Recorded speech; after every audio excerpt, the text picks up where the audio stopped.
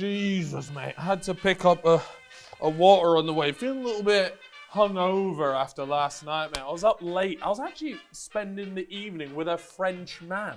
I asked him if he played any video games. He said oui. Oh. What's the mystery today? It's a French family who died in April 2011. Murdered? Died? Have they died? Is it a disappearance? Guys, we are here today to go through one of our favorite cases we've ever done on this channel. So sit back, bust open the popcorn, and enjoy.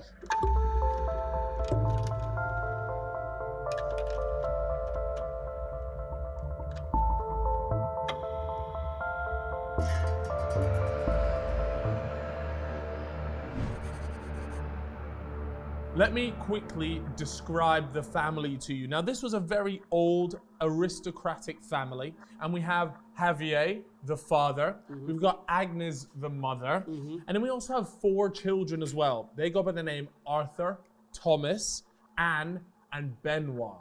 Okay, and let's not forget, they also had 2 dogs. Sounds like a happy family. If you've ended up on this channel, chances are it's not a happy family anymore. Now, the father's job was described quite vaguely, but most people did refer to him as a salesman. Now, Javier, the father, also had a business advisor who goes by the name Gerard Corona. Now, this man is important for this story because he's a man who specialized in, quote, assisting foreigners with administrative and legal procedures in the USA and helped his clients to open foreign bank accounts and to obtain anonymous bank cards, allowing them to withdraw money anywhere in the world without leaving a trace. Quite a job. Now, obviously, as we mentioned at the beginning, this is a family that have died / murdered / disappeared. So it's time to go through the timeline of how everything unfolded. July 2010, a year before the deaths. The father, Javier, started sending out emails to his friends saying that one day he may be blamed for any accident that happens. He wrote, "I hope that, even after a police investigation, my parents, brothers and sisters will never be led to believe that I intentionally caused these accidents, even if the evidence is strong." That isn't the best start to something. If you're already having to preempt everyone to let you know, yeah guys, if there's anything suspicious about me that happens in the future, just know I didn't do It's it. such a weird thing to get. Like, if I just got that letter off you, I'd be like, what's gonna happen, Cal? But the one thing that you could say is that maybe he's been threatened or told that he's gonna be framed, and he's got that suspicion, so he's put that out there just so that maybe people will believe him.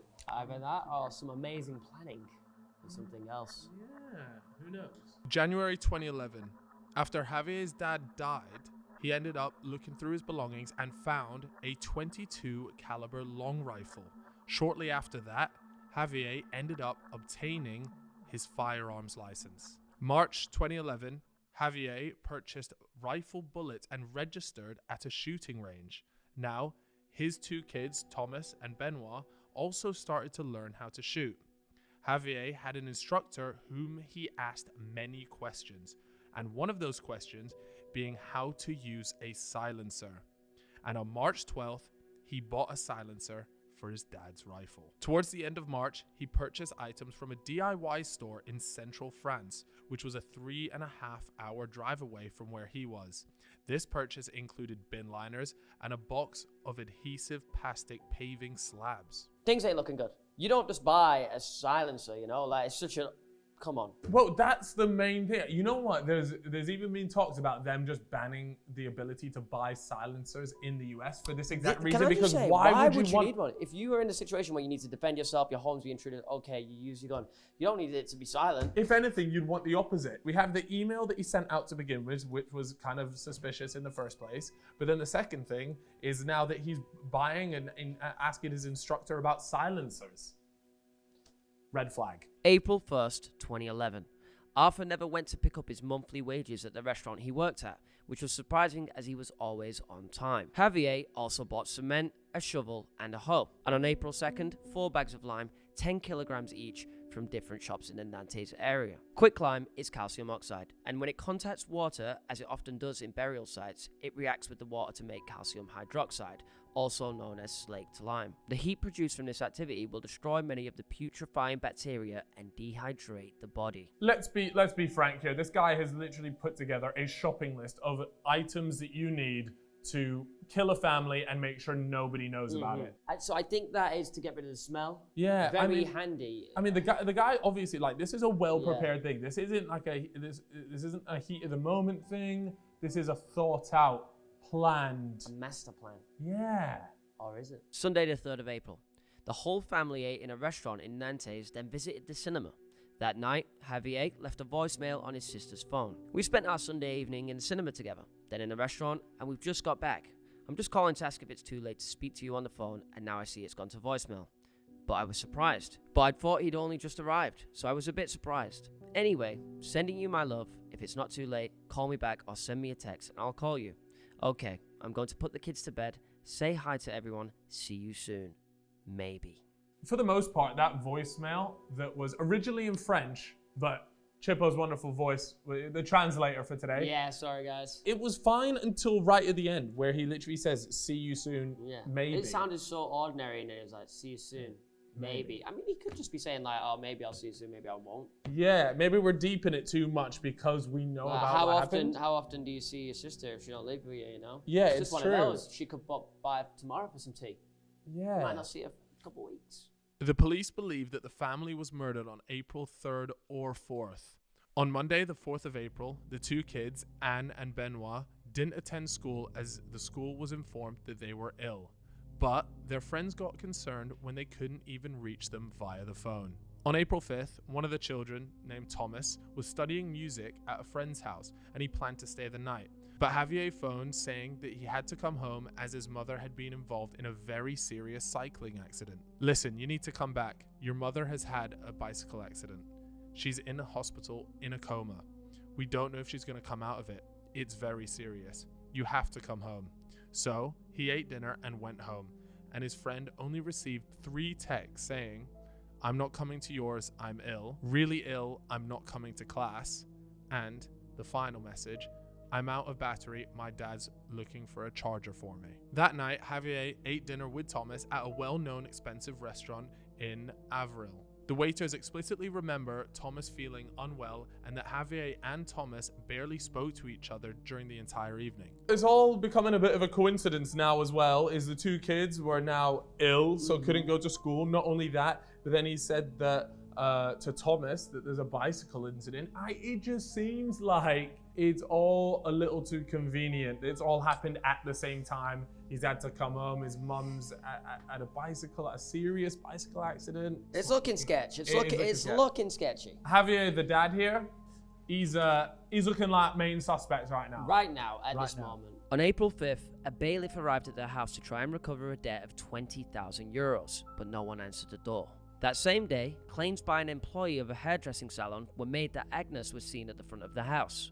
She had come to pick up her wages and saw Agnes on the pavement on her phone at around 12:30. Pauline, who is Thomas's ex-girlfriend and classmate, said she spoke to him via Facebook on April 5th and that he seemed odd in how he was writing to her. During this week, the neighbors also heard the family dogs howling for 2 consecutive nights and then never heard from them again. Let's not brush over the fact that there were weird messages from the Facebook on the 5th, by the way. So according to police, the murders happened on like the 3rd or the 4th. Yeah. And then all of a sudden, his Thomas's ex-girlfriend or classmate is getting messages on the 5th that didn't seem like him. It's almost as if the dad, Javier, is impersonating his kids so that no one's raising a suspicion. She's probably thinking like, what is this boomer writing? Yeah, like, legit. He's probably trying his best to write like his son, but it's not looking like it's not going to work, is it? And you can tell so easily when it's just like too many emojis or the wrong type of emojis. Yeah, it's obvious. Spelling, all kinds of things. The following day, Javier is seen making several return trips from the house to his car, loading the car with large bags. A neighbor also claims to have spoken to Agnes on this day. She said, on the 7th of April, I saw Agnes walking her dog. We spoke briefly, that I had to cut our chat short because I had an important appointment. The newspapers say the autopsies put her death on the 4th of April, but I'm almost convinced I saw her on the evening of Thursday the 7th because I know I didn't have much time to speak to her as I picked my son up from the childminder every Thursday evening. April 8th. Javier writes on an online Catholic forum site. He also sends an email to his brother-in-law saying, "Everything's fine, Bertram. You'll hear more detailed news soon through Christine. Bye for now. All the best, Javier." As well as sending a message to his sister and his mother. April 11th, the school receive a letter saying that Anne and Benoit will no longer be attending due to urgent professional changes, and the same was said in Agnes' resignation letter from the Catholic school. Between the dates of April 11th and 12th, he stays near Toulouse and uses his own credit card, and then again from April 12th to the 13th, he stays in Vaucluse and also uses his own credit card. On April the 11th, a neighbor noticed that the house had been barricaded, and on the mailbox it said, "Please return all correspondence to sender. Thank you." And after 2 days, she called the police. Really strange that autopsy says he died on April the 4th, and the neighbor is claiming that she saw Agnes on the 7th of April, like 3 days later. Yeah, that's not like, oh, I saw her maybe a few hours Yeah. later or anything. We're talking a whole 3 days later. Yeah. She's claimed to have seen her, and she's almost certain that she saw her because she said that she didn't have much time to speak to her because she was Yeah. picking up her son. So it's stuck in her head. She remembered she was going to try and speak to her, but she didn't, and that's how she knows, but in her mind, that she saw Agnes. that is the first, for me, really weird thing about this. So far, it's all been that, look, it's looking like the father, Javier, is the main suspect. There's no mystery in this. But if she's and cutting now, about still, 3 days after, it's a little bit sus. April 13th. The police came to take a look at the house and it all seemed too normal to them. Everything was in place and some bed sheets had been removed, but they didn't see anything wrong. The neighbor, however, argued that only Javier's car was missing, but Agnes's was still there, and there was no way that the whole family and the dogs could fit into Javier's car. Thursday, April 14th, Javier withdraws 30 euros from an ATM and is captured by a surveillance camera. The next day, he checked out of the hotel, left his car behind, and crossed the parking lot carrying a bag with a long object, potentially the rifle used in the murders. the letter.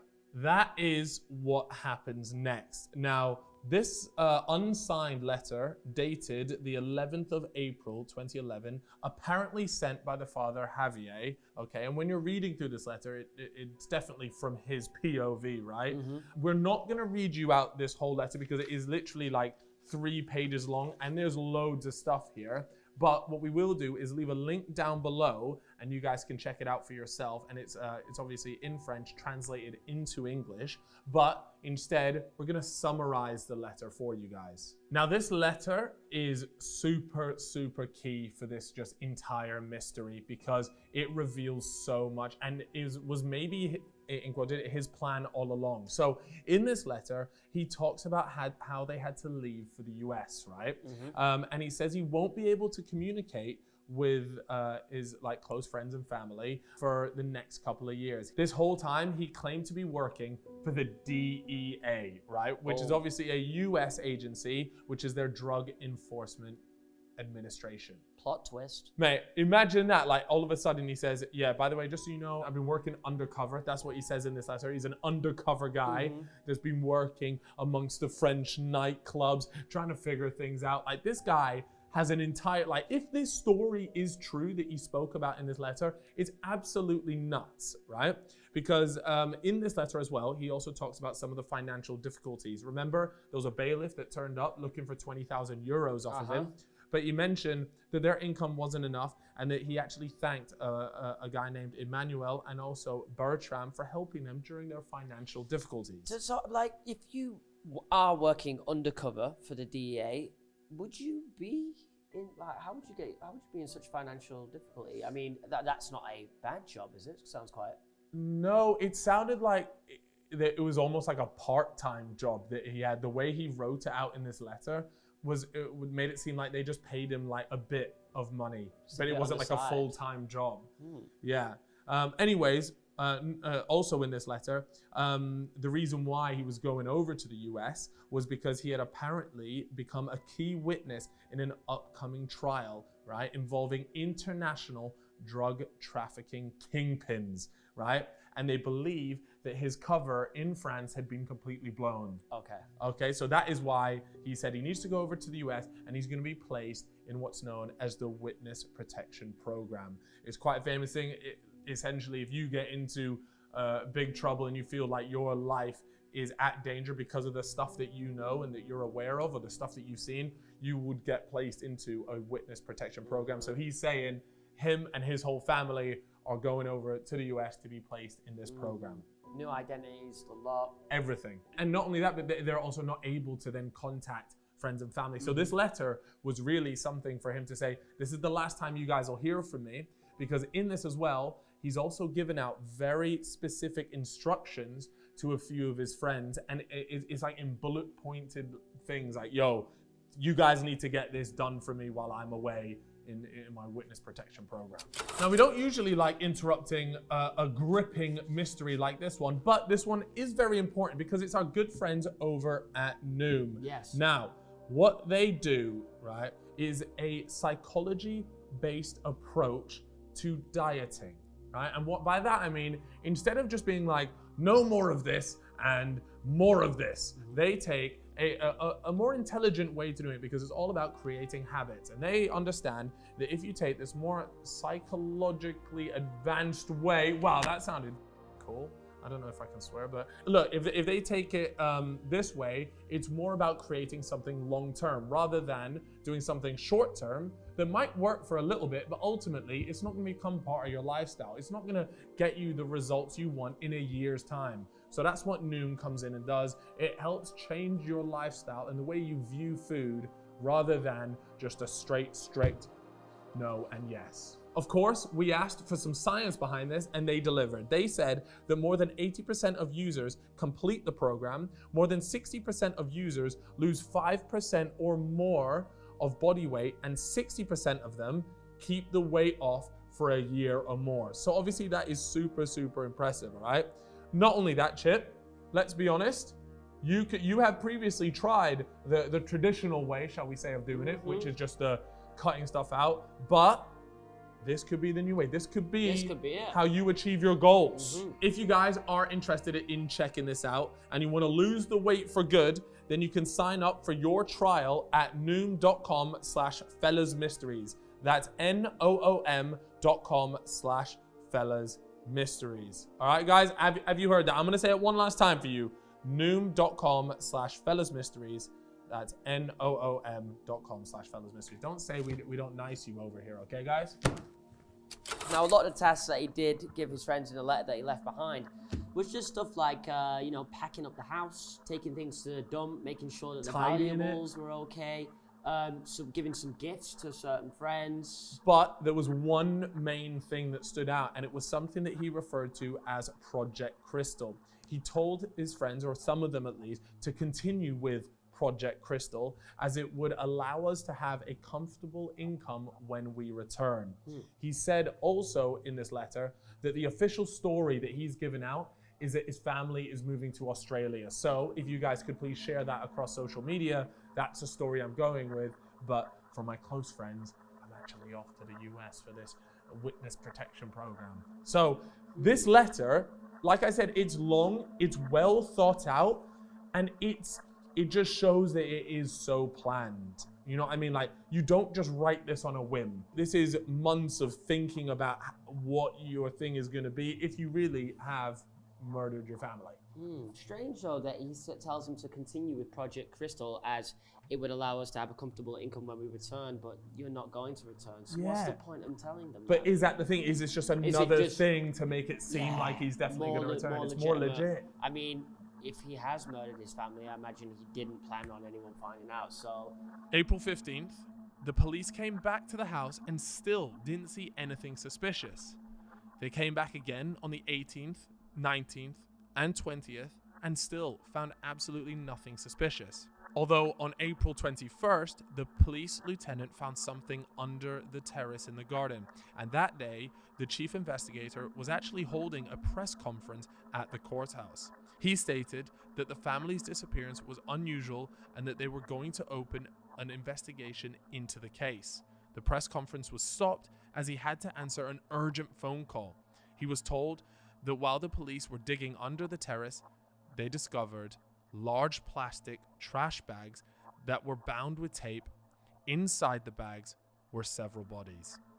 They were wrapped in blankets and duvets, then tied up and put into the bags. The autopsy indicated that a drug found in sleeping pills was found in the children, but Agnes did not have drugs in her body. However, she did have a sleep apnea machine which helped her sleep. It was discovered that her machine stopped suddenly at 3 a.m. on the morning of April 3rd or 4th. It is believed that she was killed first and then the children.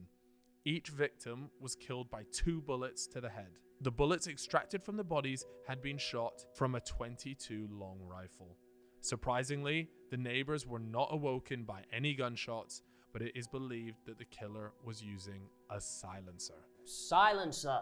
Bro, like what? There it is. This is it. I mean, like realistically, it came from the .22 long rifle, and they believe that the killer was using a silencer. And again, it lines up with the dates of the 3rd or the 4th. Like, bro, Javier, this is not looking good for you. Yeah, he's been rumbled.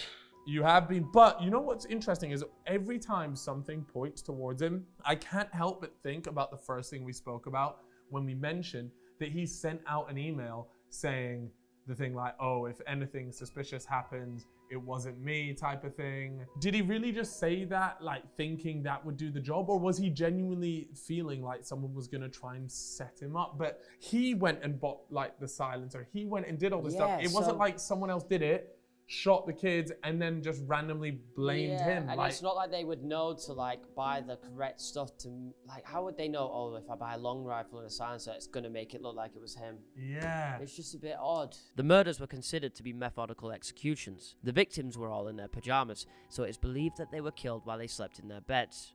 Strangely, there was no trace of blood in the bedrooms. Also, there was no trace of blood in the living room, foyer, or bathroom. There was no blood found on any walls, furniture, or floors. Police were puzzled as to how someone could kill 5 people in a house and leave no trace of evidence behind, including blood splatter from a .22 rifle. There was no DNA or fingerprints either. It is also weird as by killing the sons, then the lineage is done and there would be no one left to carry his name, which is considered strange in the aristocratic world. A funeral was held where 1,400 people attended, and the bodies were cremated. Javier was the only suspect, and on May 10th, an international arrest warrant was issued. No trace of blood, not even a splatter. This, by the way, this crime didn't happen in like the 1980s or something where technology might not be great. Bro, we're talking about 2011. Just over 10 years ago, that's the technology is, you know, it was fantastic. there. It's there. There is. They could have found. What you're like telling me, Dexter, where bro? Straight out of Dexter. I just don't get it. Like, there's gotta be no DNA, nothing. 5 people dead. Where is that is the most baffling thing to me. Is it just like there has to be one stain somewhere, unless he covered up the whole house, like you said, in that Dexter style of like, you know, like see-through film, right? To make sure that, but then surely there would be lots of stuff for him to carry out. Yeah. Like someone would have seen like, oh mate, he was carrying loads of red blood-stained sheets out of the house. Like, this is the most professional business I've ever seen. But that's what I mean. This surely that would be something of like a highly skilled, trained killer would do. I need this guy cleaning my flat. Bro, for real. April 2013. They began searching for Javier's body, but nothing was found. In July 2015, a journalist was sent a photo of Arthur and Benoit, and on the back of the photo was written, "I'm still alive." 2018. Police raided a monastery in the town that he was last in, and the police couldn't really talk to the monks as the monks there took a vow of silence, but it turns out it was all just a mistaken identity anyways. October 2019, a man named Guy Zhao was detained at Glasgow Airport. He was flying from Charles de Gaulle Airport with his wife to Glasgow, and the French police were unable to stop him on time, so they asked the Scottish police to detain him when they landed. His fingerprints were a partial match, but then a DNA test confirmed that this man wasn't the man they were after. He was released after 26 hours of solitary confinement. In July 2020, Unsolved Mysteries did an episode on this, and the producer said, "So we're hoping he's catchable if he's alive. Because of Netflix reach, global reach, or even national reach, they received many tips after the episode aired. After some digging, the police found that he wasn't living the perfect life he claimed to have. According to friends, during the last 10 years from 2001 to 2011, Javier was in a downward spiral of failure. Javier claimed to be a business owner, creating successful companies, traveling across France, and being a busy businessman. The truth was that his companies were never successful. Shortly before the murders, he discovered that they were almost out of money and would have to leave their house and face serious consequences. As a result, he would be exposed as someone unsuccessful.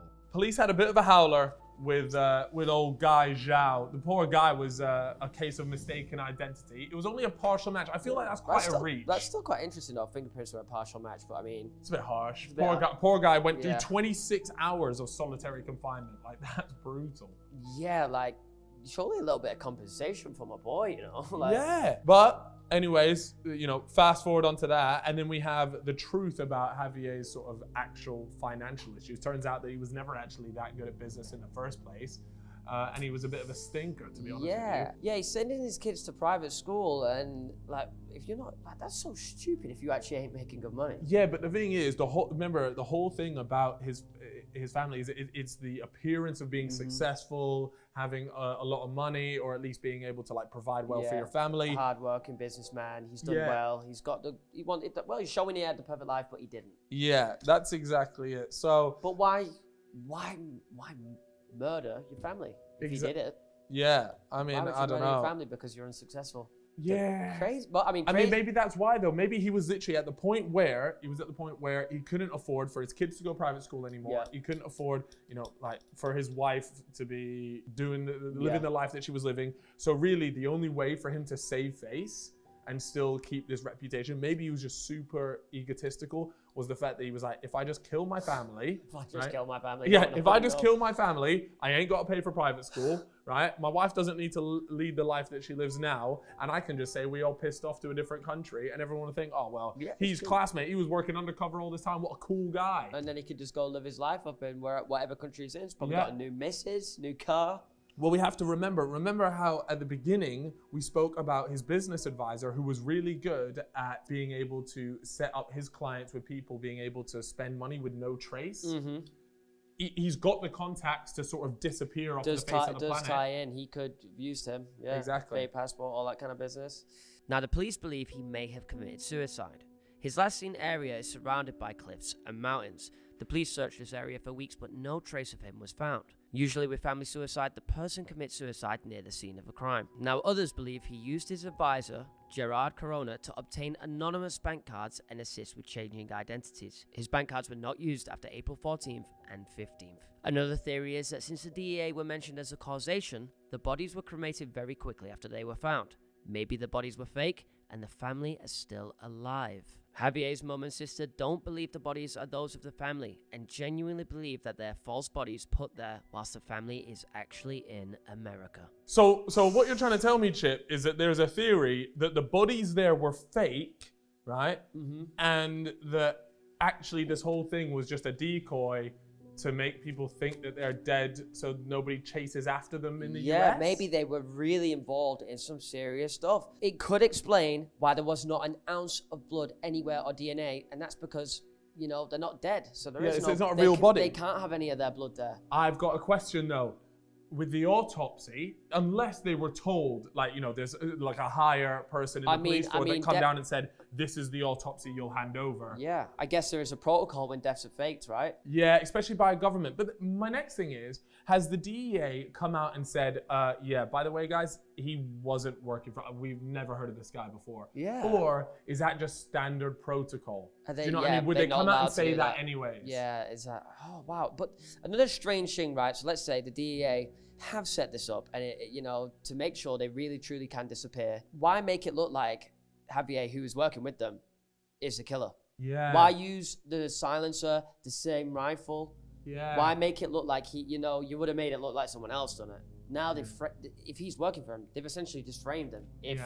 But that's what I mean. Maybe that's what he was saying all along from the beginning email that he said. He was there like, look, if my cover might be blown here, and they're just gonna fucking do off my family and say it was me. I don't know. Look, this is a conspiracy rabbit hole. This is insane, yeah. And it actually gets even worse. Listen to this. The hole that the bodies and dogs were buried in was likely to have been beyond the physical capabilities of one man who was said to have back problems.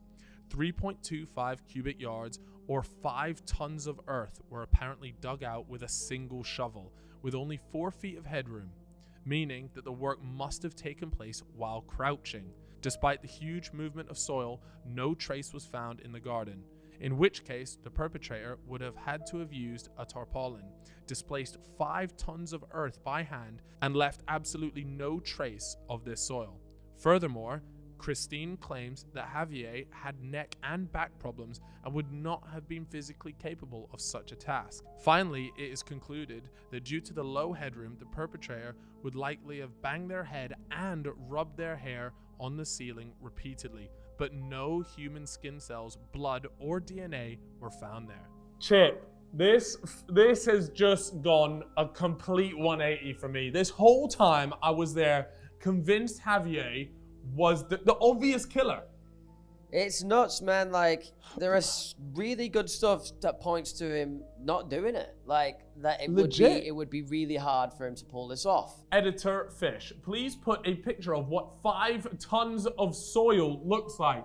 Be aware that that would take someone months to do by hand. And not only that, people, his neighbors, things that's got to go somewhere. I was about to say, yeah, how has nobody spotted, Javier digging this massive freaking hole in the ground? The only thing I can think of is that this was done previously before the house was built, and he's just found it. He's gone underneath and he's gone, oh my God, there's a massive hole under my terrace. Maybe I could put it there. Because even still with the timings, like even the family might have seen him digging a hole because it's going to take a long time. But it's going to take ages. Like they said, is with a single shovel. It doesn't. So that's literally the only thing I can think of is that this hole was here before. Is the boy innocent? Was he set up this whole time? Anyways, guys, we want you to let us know. Let us know in the comments what you think. Did Javier kill his family and do a runner? Right, because there's still an arrest out for him. The photo as well that he sent with the "I'm alive" on the back. That's I'm still alive. Why? Let us know down below, guys. If you did enjoy this episode, what do they need to do, Chip? Turn on notifications. Follow us on the Spotify because you can listen to the episode over there. And of course, we will catch you next Monday. Yeehaw!